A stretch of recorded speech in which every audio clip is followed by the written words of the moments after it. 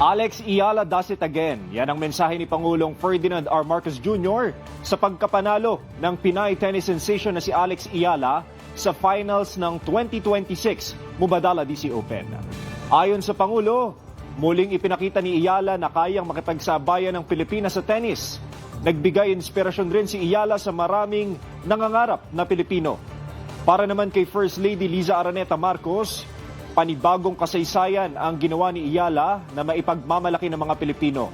Pero kahit na masugid na tagahanga ni Eala ang Pangulo, nagdadalawang isip siya minsan na panoorin ang mga laro ng atleta.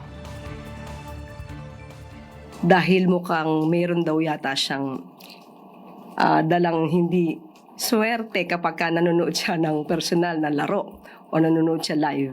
Alam naman po natin na ang Pangulo pagdating po kay Miss Alex Eala ay talagang buhos po ang kanyang pagsuporta.